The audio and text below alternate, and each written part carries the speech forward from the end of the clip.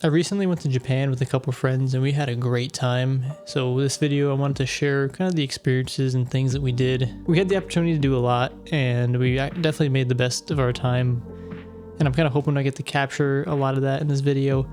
But yeah, we've been kind of looking to go to Japan. Actually, we were originally going to try and go after graduating college in like 2020, like right before COVID. And obviously it made traveling quite difficult. So we kind of held off the idea of doing that. And then we kind of just eventually were like, you know what, we got to do this now. Or like, if we don't do it now, we're going to keep postponing it. Then eventually we're just not going to have the opportunity to do so. So we finally just kind of like got together. We're just like, this is it, let's do it. So we sent it. So we ended up staying in Tokyo actually like the whole time. We went to Kyoto one day. That was really pretty. I'm going to be throwing up some pictures here and there about some things I'll be talking about. I didn't really take too many videos. I did take pictures and stuff, but even that I didn't take probably as many as other people. And it just kind of like felt like it was a little bit frowned upon, or not even frowned upon, like maybe looked down maybe.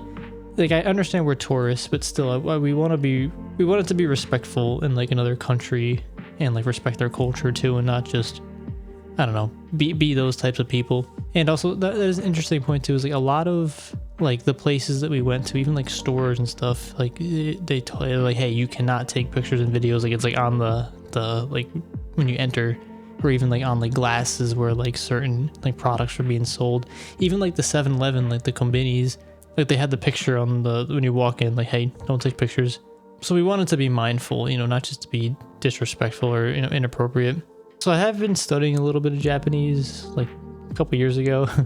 Definitely did not know a lot going into this, and I did take like a huge break from it, but leading up into this trip, I was trying to pick up some more of the language and just, you know, because it makes the whole experience more fun, like actually going into like their culture, just trying to be able to pick up some words here and there and kind of interact with like, you know, the people living there. It definitely was very difficult. We didn't really know enough to like actually spark conversations, but I did have like a little guide, you know, in the translator and stuff like that. So I think definitely some people did really appreciate it, and those really, really genuine and like probably the best moments of like the whole experience. So instead of like keep rambling, I do want to talk about probably my favorite day. Like this was just every day was great, don't get me wrong, but like this was probably, in my head, if I had to pick a day, this was the best one. So I think we started the day off, I don't really know actually how we started the day off, but anyway, we ended up going to the Pokemon Center.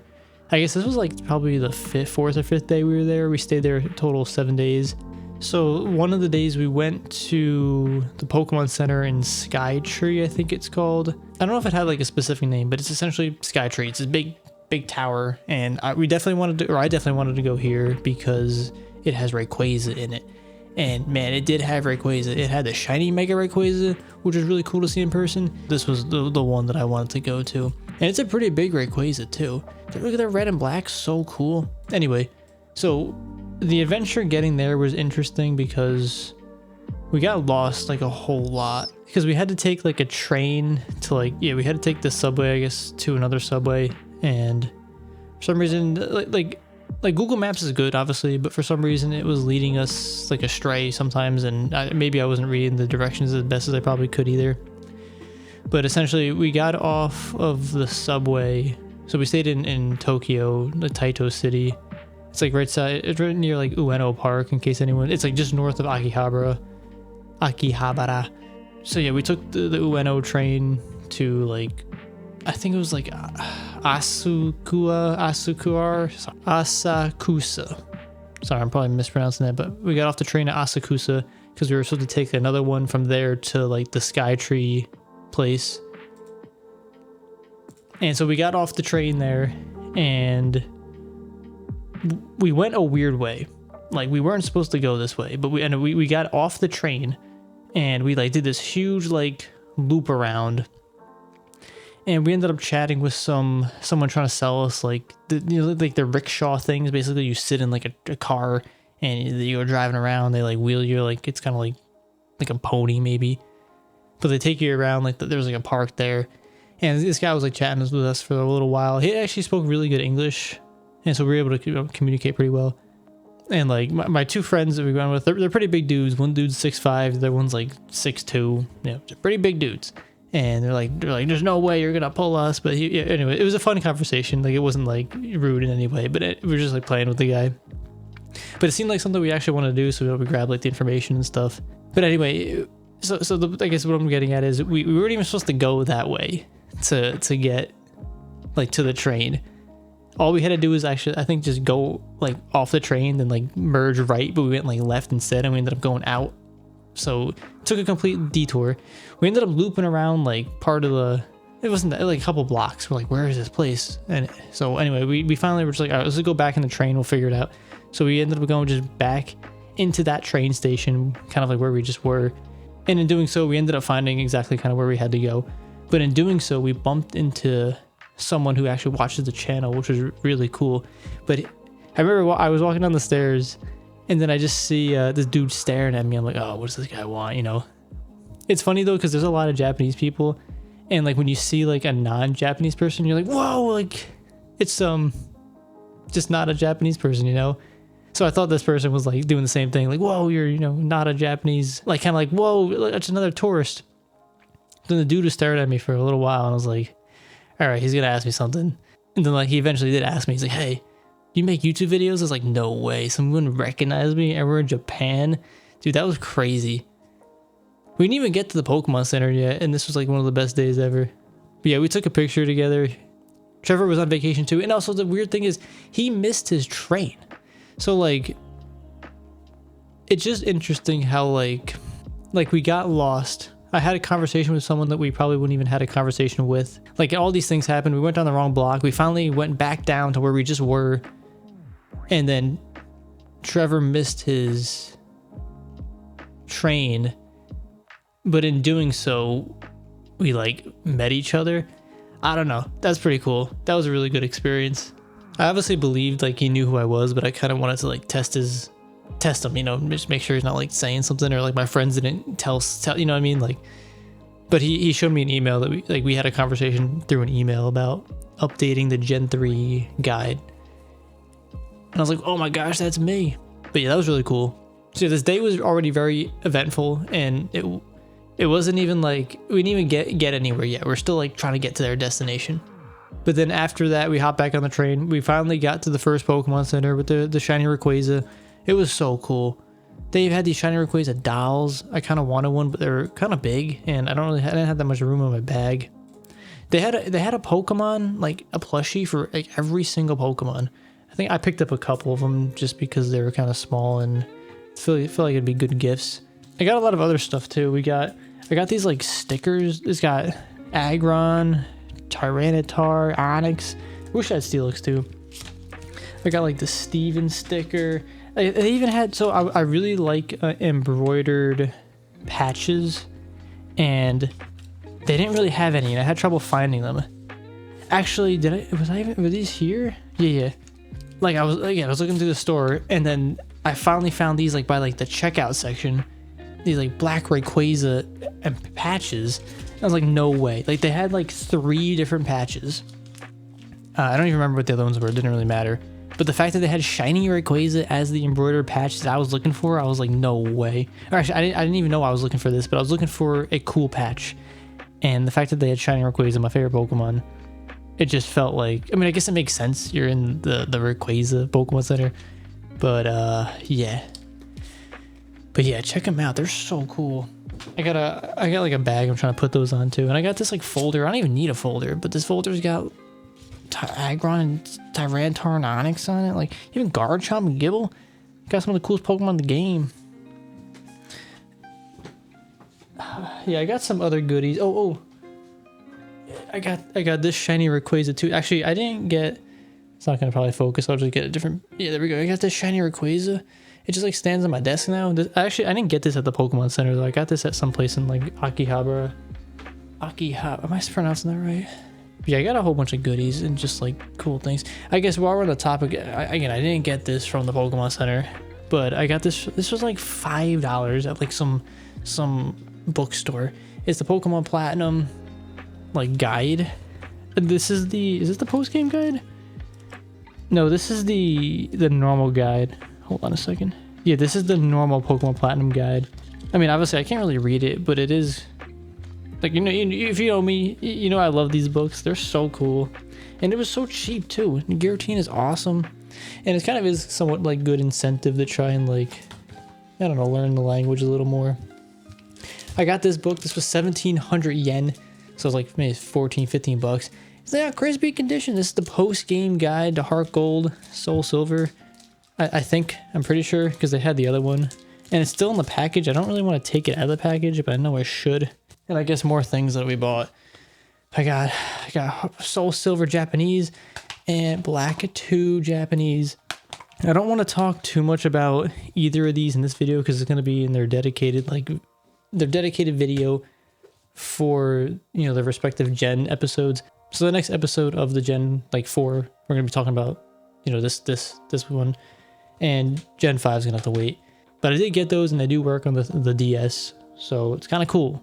And I already started, yeah, I guess there's so much I want to talk about, but I did start already in that save file, so I can do like the Masuda method and help get this shiny Yanma or Yanmega that we're trying to get in the Gen 4 games.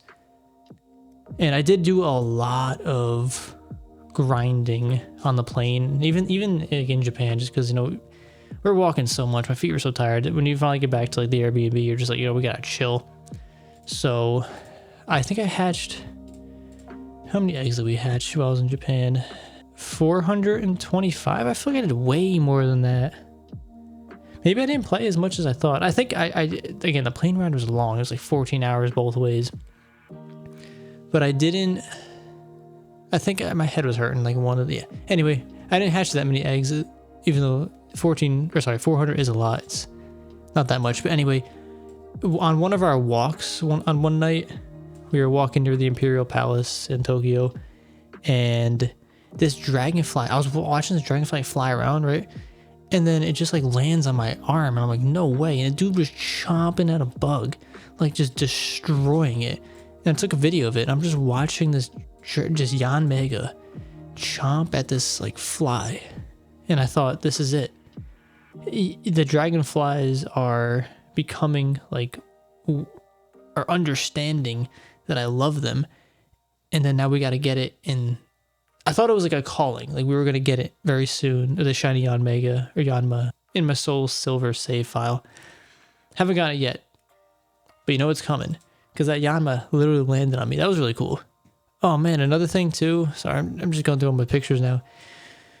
We got to see the Steins Gate building. So we went to, again, we did stay in Akihabara, and there were two places we went. We went to like the radio tower. It didn't have the time machine on it, but we saw that. And then we went to the station, and this is like another scene. This picture almost looks fake, but this is like another scene where Kurisu like runs down the stairs or something like that. I don't exactly remember, but it is in the, I guess there's a lot of scenes from the show actually that take place like in this part of Tokyo, but I kind of wanted to at least see those two because they're pretty impactful. But yeah, Steins Gate is awesome. We did see some Steins Gate like merch, but it wasn't enough that I really wanted to buy. Oh, we got sorry, we're just going in, like I'm just rambling. I got this Urgon figure. This is one of my favorite monsters from Monster Hunter. It was pretty cheap. The dude's so cool. I don't know. I think I got, I got two Monster Hunter games. They were like $10 each, like US. I don't even remember. I think it was Double Cross and 4 Ultimate for the 3DS. However, the 3DSs are region locked, so I can't actually play it. I need to get a Japanese 3DS. So that's coming in the future. We also, we went to another Pokemon center, and I think it was Shinjuku. Either Shinjuku or Shibuya. Pretty sure Shinjuku though. And this Pokemon Center had like a cool Mewtwo in front of it. And it was so busy though. We didn't spend that much time in there because this was after we went from to the Skytree one. But in this store had like a Capcom store, so it had like a Monster Hunter section. It had Godzilla. It had the Nintendo store and like a Sega store. Had a whole bunch of stuff. That was only like one floor of it too. It was pretty wild. Definitely a lot of things that I kind of wanted to buy, but I didn't really end up buying anything. But anyway, this is all still the same day. So we visited, or for the most part the same day, we visited the 2 Pokemon centers, got to see a Trevor, and then we went to, we went to the Shibuya crossing. It's like kind of like Times Square, just this huge crosswalk. So many people were walking across. That was wild. But then after that, we went down to Shinjuku, and we went to like, I don't even know where we were, but it was like these like really narrow passageways with like small restaurants.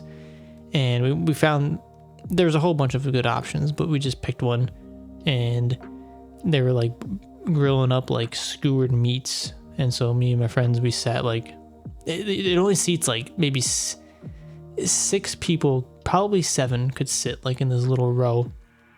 And again, my friend, pretty big dudes, like this little tiny area.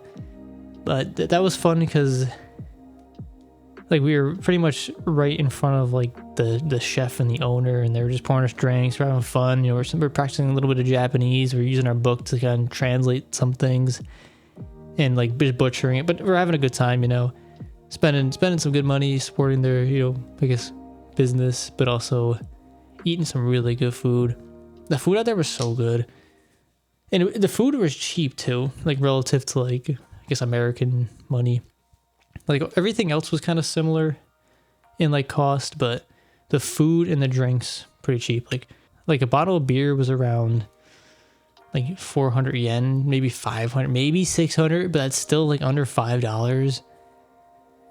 So we drank a lot. But after that, we went to, I mean, I don't want to brush over that like dinner, because that dinner was great. We got like skewered squid. I think we each had like 3 or 4 lemon sour drinks too. Actually, we had some like plum and apple drink too.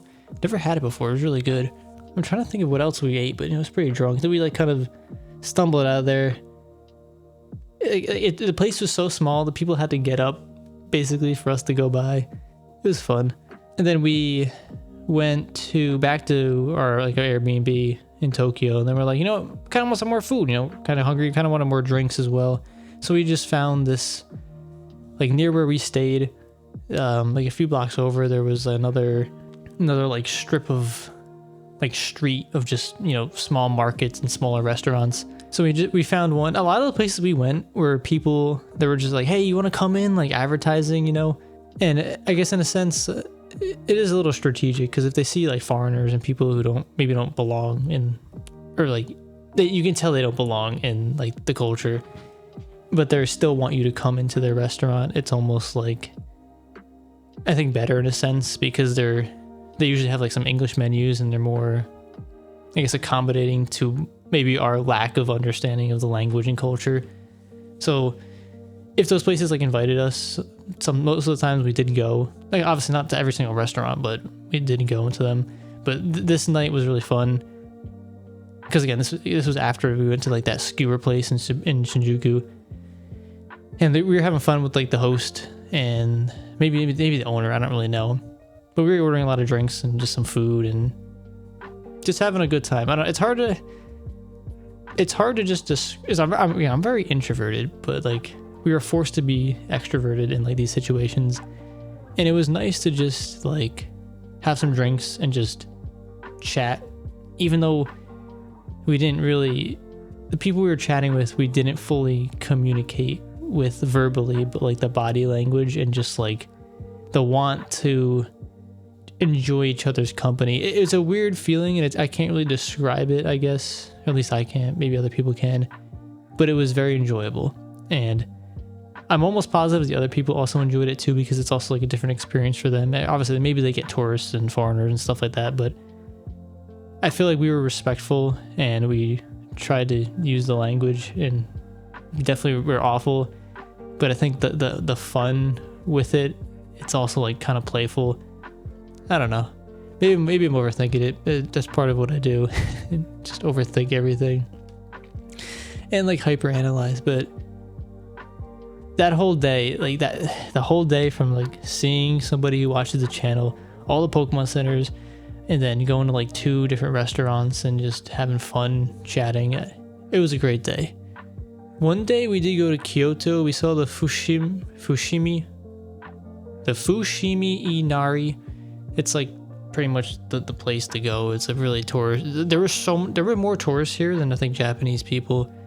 There's so many, but it's just, you know, the beautiful like thousand steps or the thousand like, shrine looking things. It was really pretty and it was a really nice hike. It was really hot that day. Actually, it was hot like every day we were there, except for one day it like downpoured. But this day especially was pretty hot. To get to Kyoto, we had to take the bullet train, which, I mean, that was the first time I took a bullet train. The thing was fast, dude. We get from Tokyo to Kyoto in 2 hours just on the train. I mean, it took some time to get to the bullet train, then time to get off, and then to get to kind of where we had to go. But the bullet train, Tokyo to Kyoto, 2 hours. Was like a little expensive. I'm definitely not complaining. I'm just saying, like, relative to like other things is expensive. But again, for what you get, you could travel like a quarter of Japan in like 2 hours. It was crazy. Yeah, we were going like 180 miles an hour flying. We passed Fuji. Fuji did not have any snow on it. We were kind of surprised. But that was a beautiful, I guess, sight from the train. And the bullet train was so smooth. There was so much room. That was just a great ride. We didn't end up going to Fuji itself and like doing that hike. That was something that we wanted to do.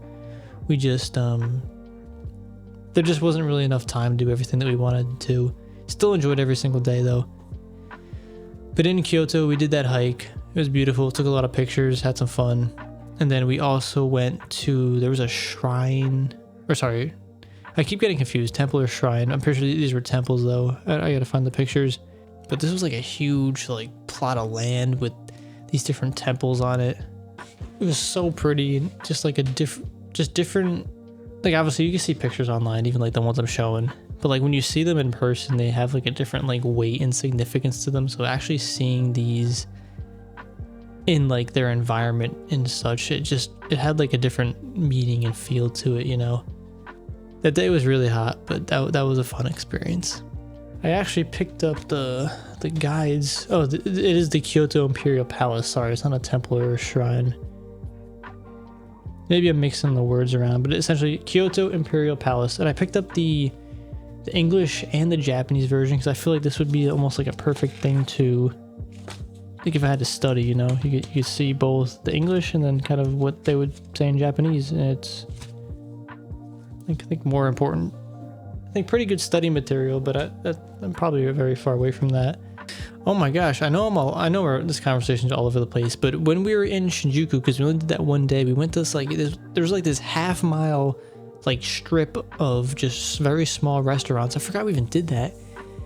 That's why we were so drunk, I think, that day. Like, again, I don't really drink too much, but like when the alcohol is cheap and it's that tasty and you're just having fun with the boys and you don't need to drive anywhere, you know, have some fun. But we went to like 3 or 4 different places and like drank that day. In this place, I don't know any like what these were called, but I had like some sake. It was in like this cup, and then it was in a box. That was kind of fun to drink out of. And I got this, that salmon roll was so good, and that miso soup or whatever soup that was so good too. My friend ended up getting some like huge meat like bowl, and he got even more meat on like a skewer. He had a stomach ache that day, but he ate a whole lot of meat, and it was so good too. Like, don't get me wrong, even when you're full, you're like, I need more, but you just gotta, you know, kind of pace yourself. But yeah, we had some. That day was so eventful. We did so many things. I guess it wouldn't be a Japan adventure if I don't talk about the egg sandwiches. I love the egg sandwiches from the konbinis. They're the softest sandwiches I've ever eaten in my life. It's like a pillow. It's like you're sleeping on a cloud and you get like a little taste of egg. Also, I got some pictures of my cat. She just like, when I got back, she just like laid on all my stuff. It's really weird. I don't know if she like likes plastic. I don't know, but it was really cute. When we were in Akihabara, we obviously did go to some card stores or Pokemon cards, and you know, even some, I guess Yu-Gi-Oh wasn't that big now I'm thinking about it. There was a lot of Pokemon though. I took some videos in the stores that we were allowed to and took some pictures here and there, but I didn't like going into a store and just being like, oh, let's take all the pictures of these cards, you know. But some of them I took pictures of in case I wanted to go back and buy them, and just because some cards were cool. One store actually had like all these old GX card or EX cards from the the EX series, like those are my favorite. Yeah, if I had to pick a series, those are probably my favorite cards. So I was tempted to buy them, but that was still like the first or second day there, and I knew we probably had a lot of other things we wanted to buy. So I just held off on that. So again, we did stay just north of Akihabara, and there was a lot to see in there, don't get me wrong, especially if I'm like, I guess compared to other people, like I don't like anime as much as other people, but I do enjoy it. I do obviously like Pokemon and things like that. So seeing all that was enjoyable and fun, and they had a lot of arcades. But I think a lot of the most fun things that we had was like going to Kyoto and like even Shinjuku. And so caveat, I think there are some bad places in Shinjuku where it could ruin your experience just with like scammers and stuff. So you got to be careful. But overall, we had a good experience the day that we went, and I think we somehow avoided all that. But I think looking back, if we had to do it again, I think where we stayed was great because we stayed right near a train station. Like we kind of walked anywhere. Even the days that we didn't want to take a train to somewhere, we could still walk, south and explore like Akihabara.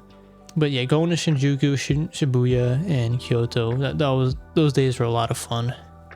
So I think we probably should have explored other parts of Tokyo or I wouldn't even say other cities. Like Tokyo is massive. There's so much to like explore there. But yeah, you can only do so much, in one trip.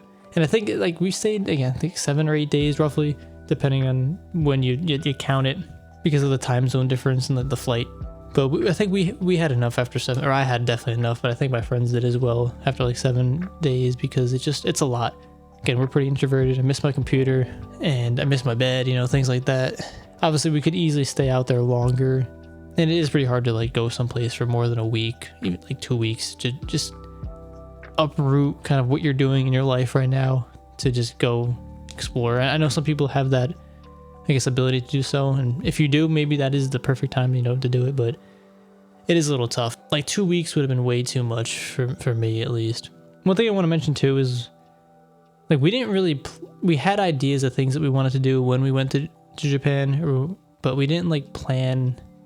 No real day was planned out except for like maybe Kyoto. We're just like, all right, Kyoto, we're doing this, and we planned that like 2 days in advance because we just knew everything that we would experience here or going there would be like something new and awesome. And as long as we had like a general idea of the places that we wanted to go, and we walked around so much and just saw so many different things, and I think if we're just like, hey, let's go eat there, we just did it, and I think that made for a good experience. We didn't really have like expectations in a sense. I mean, obviously we did, but not really. Like a day couldn't have been bad because if we did anything, it was something that we probably never did before and we enjoyed it. And I think, at least for me, that was overall really good.